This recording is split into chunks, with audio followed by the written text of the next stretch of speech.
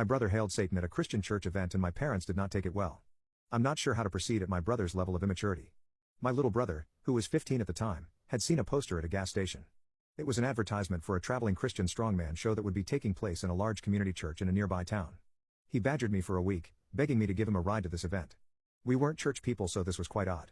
I tried to get him off of it by explaining that events like this were always basically money grabs by churches where they try to convert the unfortunate souls in the audience who showed up without knowing what they were getting themselves into. He didn't care. He just had to see it. These guys were apparently known for such feats as bending metal rods with their bare hands, lifting absurd amounts of weight, and tearing phone books in half. I thought it sounded dumb, but it seemed like it meant a lot to him, so we loaded up into my little Chevy Cavalier and made the trip into town. He insisted that we leave early so we could get the best possible seats. When we got there were only a couple of folks wandering around in front of the church, so we went inside and took our seats in the very front pew. While we waited for the show to start, the muscle guys made small talk with us as the place filled up. The show was pretty much exactly what you'd expect. These older, bodybuilder type of dudes would talk about the power of the Lord, bend a big pipe over their knee, give credit to God for their superhuman strength, ask for donations, rinse and repeat. There came a point in the show where they pulled out a stack of phone books. The biggest of the men laid down a long and rambling prayer, picked up a phone book, and tore it straight in half with relative ease. Impressive. He repeated this 3 or 4 times. Then he asked for audience volunteers to try to replicate what he just did. My little brother was absolutely giddy. He jumped up out of seat immediately. Me please, pick me. Now, my brother was maybe 120 pounds. He never worked out a day in his life. I grabbed the back of his shirt and tried to get him to sit down, but he was determined. Come on up here, little dude in the front, said the muscle-bound ringleader. My brother obliged. Now who here thinks this kid has what it takes to tear this telephone book in half? Obviously the crowd politely laughed. My girlfriend and I exchanged nervous and uncomfortable eye contact for a moment. Let me tell you, little guy, there is no way that you're going to be able to do this today, but if you train hard and give yourself to God completely, one day He will make all things possible for you. The man handed my brother a phone book that had to be 4 inches thick. As he took it in his hands, the crowd laughed again. Almost instantly, my brother held the book over his head, screamed "Hail Satan," brought the book down to his chest, and easily tore it in half. The crowd gasped loudly. The muscle monsters just stared at him. He then tossed both halves of the book to the ringleader guy and walked down the aisle of pews and straight out of the church. My girlfriend and I had to have been bright red. I was mortified. The ringleader didn't say a word. He just stared absolute laser straight into us. We awkwardly stood up, kept our eyes on the ground, and followed my brother out of the church. The building was silent. When we got outside, my brother was standing by my car just laughing his butt off. It's all a big trick. I looked it up on the internet. These guys are bogus. Tearing a phone book in half is super easy if you know the technique. I, like everyone else in that building, did not realize that. He was beaming with pride. I couldn't even scold him because it was a hell of a thing to pull off. It was even more impressive that he managed to keep his intentions to himself and had the cojones to follow through. Unfortunately, someone in that church knew who our parents were. They called them to let them know what we had just done before we even got home. Spoiler, they were effing irate. I got my driving privileges taken away for half of my senior year because of this stunt, and my brother was beat to a pulp. My entitled sister gave herself an allergic reaction to steal the attention away from me. So when she was asking for an EpiPen, I refused to give it to her. Me and my sister hate each other. It has always been this way since childhood. It started when she got her first allergic reaction. My parents obsessed over her for months, claiming that her life was more precious now and that she was the new priority. I guess it got to her big head because from then on, she kept teasing me about how she was the favorite. And she was right. Every time I did something wrong, I would get grounded, but if she did something wrong it was because of the trauma of nearly dying. It got to the point where we competed with each other for the rest of school until we both had enough and went no contact. We hadn't seen each other or talked for years. Today, I had my housewarming party and invited a few friends and family. I invited specific family members and my sister was not one of them, so I was surprised when she showed up. I did ask her in private why she was there and she said she just wanted to congratulate me on my house and to hell with beef from our childhood. She couldn't fool me though. I know she was just there to see the house. I did ask that she leave because I did not want her in my life whatsoever, but she, along with my parents, said I was unnecessarily being dramatic as it was just one day. She ended staying way longer than I would have liked and treated herself to the food that I didn't include her in when I was planning. Honestly, her whole presence felt so unpleasant and her passive-aggressive comments about my interior decor kinda ruined my mood, but I turned a blind eye because I didn't want any drama. Later on, she also helped herself to the cake and not so long after, she started having an allergic reaction. It had almonds and I'd forgotten she was allergic to them, not that I had to remember anyway because I didn't invite her in the first place. What really set me off was her audacity to ask me why I put almonds in the cake knowing she was allergic. The reaction got really bad and she asked for an EpiPen. I had one but I didn't want to give it to her because for one they're hella expensive to just give to someone you don't even like, and two, it's not my fault she indulged in a cake that wasn't meant for her. I simply denied having any, so they took her to the hospital, to which I assume she got treatment. Part of me feels terrible because the situation could have been worse just because of my pettiness, but I feel like she brought this on herself. Now that I moved away for university, I can finally let my fingernails grow. I have a sister who bites her nails. She has been doing it since she was little. No matter what anyone tries, she won't stop. My parents didn't want her to feel bad about it, so every Monday, Wednesday and Friday night for practically my entire life my mom would file my nails so the white part was gone and they were as short as she could make them without hurting me. She did the same thing for herself and my dad too.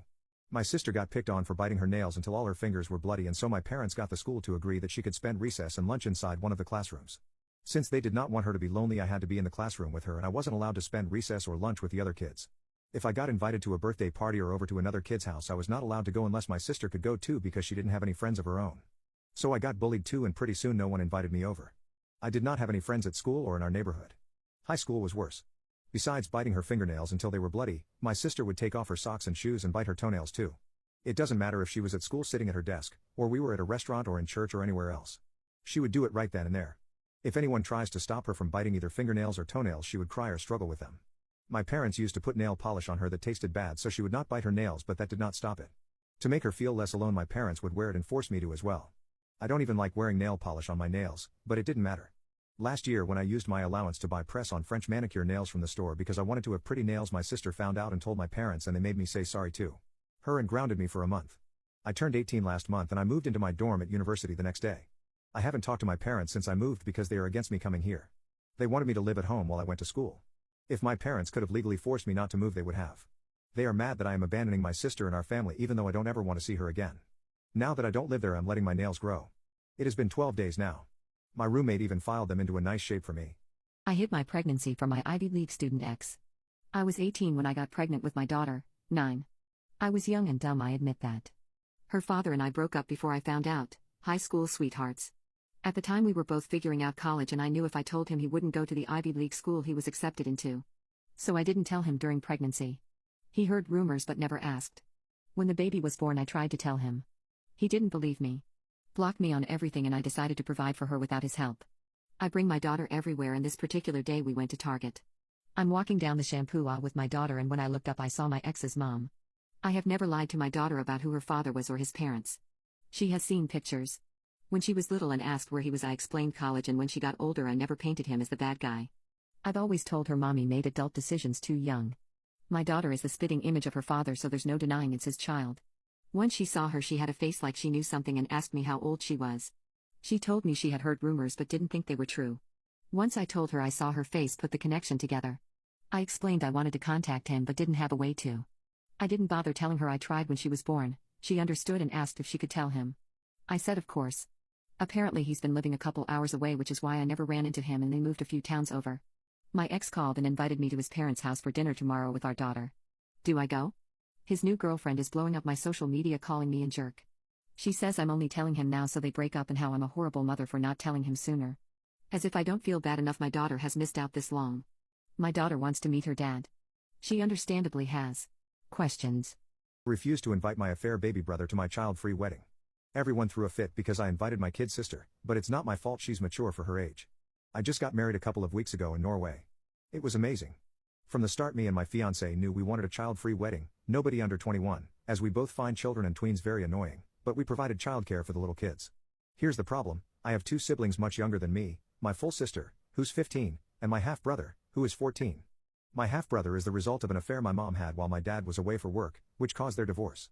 Me and my fiancé decided to make an exception for my sister because we are both close with her and she's a very mature 15-year-old. My brother on the other hand was a bit of a troublemaker.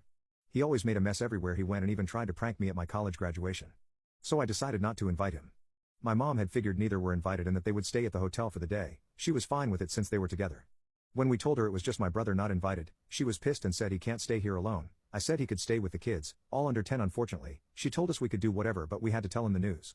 We decided not to tell him until the day before to avoid any major drama during the weeks leading up to it. When we told him he threw a fit, I said this is why he wasn't invited, and left.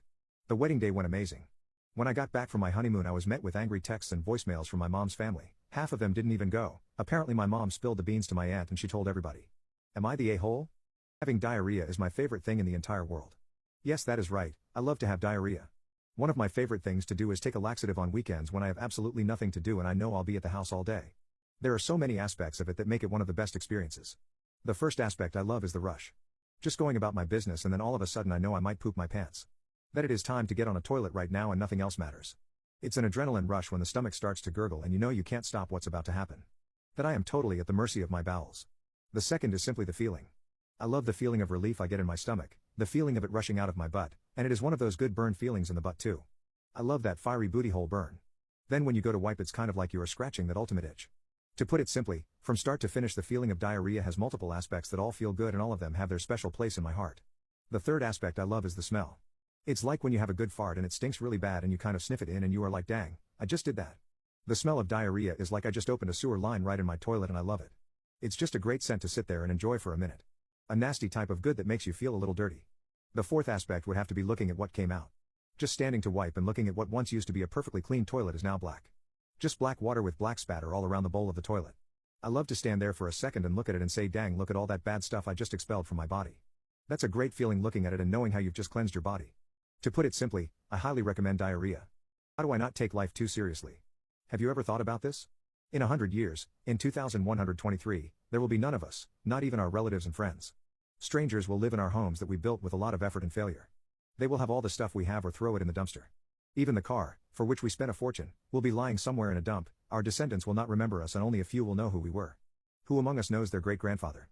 After death, they will remember us for a few more years, then we will be just a portrait on someone's bookshelf, if at all. A few years later our photos and actions will be forgotten. We will not live in the memories of anyone anymore. If you just stop to think about it one day, you might understand how pointless it is to walk for more and more. If we thought and understood that we are just a dot in the history of mankind, let alone the earth or the universe, we would certainly look at our lives and other people differently. We always striving for more and no time for what really matters. The moments and the relationships. If we thought about and spent more time here and now, we would really enjoy life. We would enjoy walks we never had time for. We would love a hug. We would enjoy kisses from our children. In the moments that really count, but we ran out of time. Those would certainly be the most beautiful and best moments to remember and imprinted deep within ourselves. This is how we would fill our lives with joy. And now we fill it with greed, intolerance and hate. There is still time. Think about it. My best friend is telling me that my boyfriend cheated with her, but he says that she's lying. Plus update. I've been best friends with Becca since our childhood, and lived with her until I moved in with my boyfriend Nate a few years ago. Becca has always had a drinking problem and she's done stuff while intoxicated that has sometimes caused problems in our friendship. She actually slept with my 16-year-old brother while intoxicated, but I forgave her after she apologized relentlessly. Becca does try to stay sober but every few years something will happen to make her start drinking again, which is what happened earlier this summer. So last Saturday Becca called me because she was intoxicated somewhere and needed a ride home. I couldn't go pick her up because I had the flu and I was on cold medicine, so Nate went to get her instead. A couple of days after that I started noticing that Nate was being weird with his phone. My first thought was that he was trying to plan a surprise and because of the timing I thought that maybe Becca was helping him. Yesterday I saw Becca. I told her that Nate was being sneaky all of a sudden and asked her if he said anything about maybe proposing soon. She asked me if I looked through his phone and I said no. Becca started crying and told me that she and Nate hooked up in his car the night that he came to pick her up. Her excuse was that she was really intoxicated and didn't fully know what she was doing. She said she'd been texting him since telling him that he needed to tell me what happened or else she was going to. I asked Becca to show me the texts but they were all in the app Signal which deletes messages after a day, so all I could see was that she and Nate had a chat thread but nothing that they said. I told her to text Nate in front of me so I could see what he said and she did, but we got no read receipt and no response at all so it didn't prove anything. I asked Becca if she was sure she wasn't so intoxicated that she imagined it. Or thought a dream was real, and she absolutely lost it on me. She started screaming that she knows that she's horrible when she drinks but that she's not effing delusional and she doesn't make stuff up. She said that I could believe her or not and it's my choice but she was telling me the truth. I said I needed to go home and talk to Nate. So when I got home I confronted Nate with what Becca had said. He acted shocked and denied that anything like that had happened at all. He said that he had just given Becca a ride home and the only thing that happened was that they talked about how he and I had been together for a long time and how we should get married already. He admitted they were talking on Signal the next couple of days but he said that it was about exactly what I thought, that he was asking her about engagement rings and what kind of proposal I would want. Nate replied to Becca's message from before, asking her if she made up a story about them hooking up to not ruin the surprise about his proposal, and she texted him back that there was no proposal and to stop playing dumb. So then Nate called her pretending like I wasn't in the room and told her that she needed to stop whatever she was trying to do because we were on the verge of breaking up and he'd rather just have the surprise be ruined, but Becca just kept telling Nate to stop lying until he got angry and hung up on her. I really didn't know what to think and I still don't. Right now Nate is really upset and not really talking to me much. He says that it's bad enough that Becca acted insane and ruined his plan to propose but it's even worse that I believed her lies even a little and would think that he would ever cheat on me. Becca texted me saying she was sorry but otherwise I haven't talked to her either. I need to find the truth out somehow. Update: my best friend is telling me that my boyfriend cheated with her, but he says that she's lying. I lied to Nate that I had found out a way to recover. Deleted messages from Signal. He immediately took out his phone and opened the app and asked me to show him how to do it, so I already thought that must mean he was telling me the truth because he didn't panic or hesitate at all. When I tried to download Signal on my old phone, it turned out that it's too old to support the current version of the app, so it wouldn't work. Nate then asked me if we were going to have to go out and buy a new phone for me to believe that he was telling me the truth, and he said that he was willing to do it if that's what it would take. I told Nate it wasn't that I didn't believe him, I just wanted to have some proof because I just couldn't understand why Becca would lie about it. Nate said that she would lie about it because she's a effing crazy bitch and there's literally no way for a non-crazy person to understand why she would do anything, and once the messages prove that he didn't cheat, he never wants me talking to her again. Then he said to get up because if we were going to go to the Verizon store we had to get there before it closed. I completely believed Nate anyway, so I told him we didn't have to go anywhere or get a new phone and that I believed him and I knew he didn't cheat on me and that he would never do that. Nate said that he would hope I know that and that he didn't understand why I didn't take his word for it in the first place.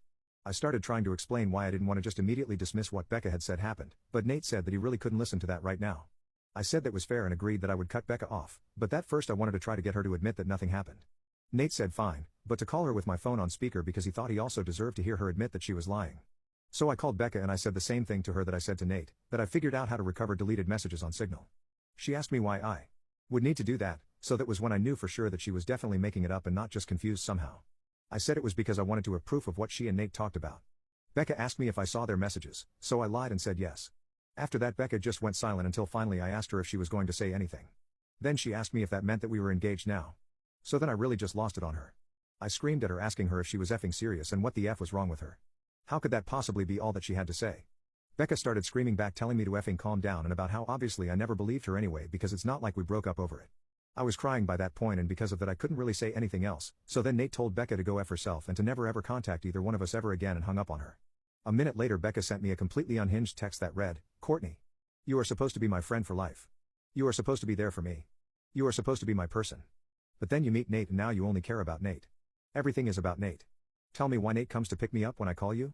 I called you not your precious effing Nate. I only want you to see how effed up this is, but do you? No. Of course you don't.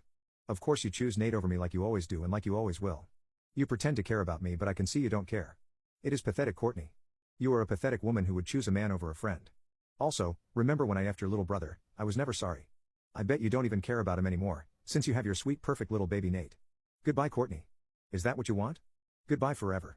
I hope you effing got what you effing want." This one cut deep, as about a year after she had intimacy with my brother, he passed away in a car accident. There were the 3 dots after that showing she was still typing more, but I blocked her before she sent it. My entitled boyfriend tried to take advantage of me by slipping a sedative in my drink. Little did he know that he gave me the wrong thing and I got my revenge. I dated Nathan in high school for 2 years and he and I were super similar. We were co-presidents of the same clubs, and had similar academic portfolios, but for some reason, he always made it a point to compete with me. One time, we got put in the same group for a project, and I was really excited to spend more time with my boyfriend, but instead of being happy, he told me, "Lucky you, getting put in the same group as me. No need to thank me ahead of time for doing all of the work." Regardless, those were years that I really valued and enjoyed because Nathan took all my firsts. We talked about going to Harvard together. I wanted to spend my college life with him, so that became my dream. I made sure not to be outdone by him, and wanted for both of us to get accepted. But once the time for college applications rolled around, he did something unbelievable. Nathan dumped me out of nowhere, saying that he needed to focus if he wanted to get into Harvard and he couldn't be distracted by me. I was heartbroken because he just called our 2-year relationship a distraction, and could get over me so quickly. But our college applications were coming up, so I didn't even have time to cry over it. Instead, a fire lit inside of me and all I wanted to do was get into Harvard to show Nathan that I wasn't just a distraction. But all our tests were already over and the only event left before our applications was an international debate competition in DC. I had been preparing for this for months because this was my final chance to prove that I belonged at an Ivy League school. Everyone was tense, including me and Nathan, but I could have never prepared myself for the lengths he would go to just to beat me. It first started on the train to DC when Nathan changed seats so that we would be next to each other. It was very awkward, but I thought that this was just Nathan's way of trying to apologize for breaking up with me like that, so I ended up letting my guard down. For the remainder of the trip, Nathan tried acting like a friend. That train ride, he treated me like he used to while we were still dating. He complimented how determined I looked, and even offered to listen to my speech as practice. In fact, he made me think that he regretted his decision and wanted to make things right during this competition. By the end of the train ride, things almost felt normal, and it felt natural when Nathan showed up to my hotel room the next morning with a cup of coffee for me. I happily drank the coffee and thanked him for worrying about me. That was until I noticed something had changed in me. About halfway through the first day of the conference,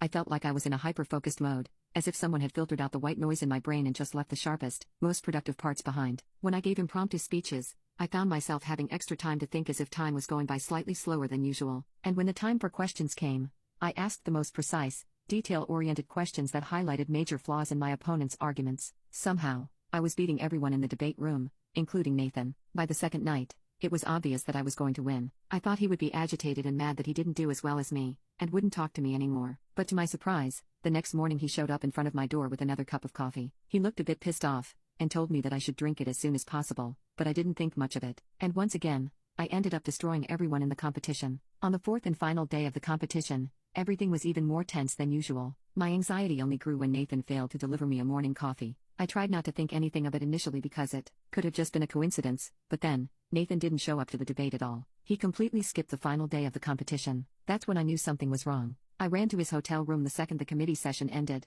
After banging on his door for 5 minutes straight, he finally let me in. But the moment I stepped inside, Nathan exploded at me, asking how it was possible for me to be performing so well. I was going to make a lighthearted joke because I genuinely had no idea how I managed to improve so much in just 4 days. Everything that happened during this conference put all my other work these past 4 years to shame, which was saying a lot. But I never got a word out, because Nathan immediately went on a chauvinistic, narcissistic tangent and revealed something truly insane. He had been trying to sabotage me from the very first day. Apparently he felt that this competition was the perfect thing to round out his application, and he really wanted it on his LinkedIn biography so he could call himself an international debate champion. The coffee that he gave me was laced and was supposed to make me not function at all. At least that's what he thought. Nathan told me that he had tried to intentionally buy me coffee with psychedelics and legal psilocybin alternatives in it, hoping that it would make me loopy, distracted, and confused. But it turns out that the coffee he had given me was the opposite of psychedelics. If anything, it was focus enhancing, and I felt ultra productive. I asked Nathan for the exact coffee brand he had bought and looked it up to confirm what I already knew, that the coffee he bought had nothing to do with psychedelics,